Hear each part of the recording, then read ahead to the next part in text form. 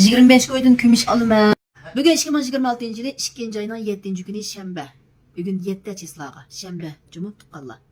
25 koydun kümüş alıma degan şüpyan çıkıp koysam 2 günden aldın çıkargan şüpyanға bugün telefon kılıp bazılarına tıllıgan buldunlar. Bazılarına anda biz men çislağa qarmay qalgan o'xshayman degan buldunlar tutkalla. Endi aşu qaqbacaqdan qo'ydigan ko'zinglarga aş qo'lini tiqib turib sizlarni aşu eg'izinglardan kirganni burninglardan chiqarib qilganini gap qilmaydi ekansizlar. Mushu bir xalq ommasi bir ziyolanib qolmasin deb shu xalq ommasining manfaati uchun gap qilib qo'ysam, shu kunning o'zida uxlab qolsizlar, bugun qo'pib kumushdan tushib ketgan vaqtda meni bundan tillab qo'ysanglar toz odam bo'lmas tuqqanlar. Bir odamni bekordan bekor dil azori qilgan degan yaxshi emas. Dil azor partiya bezor degan bir gap bor. Jinim tuqqanlar. Ben 5-silar 25 koydun sitib olgan. Bugün 20 nima? Bugün 7.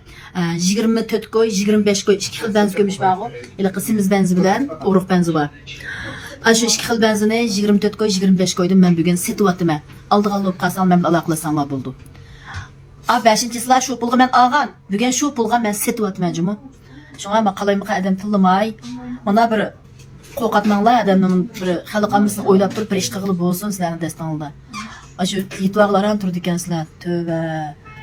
Qara ko'ngil tijoratchi bo'lgan yaxshi o'xshaydi avvaldan qaraganda.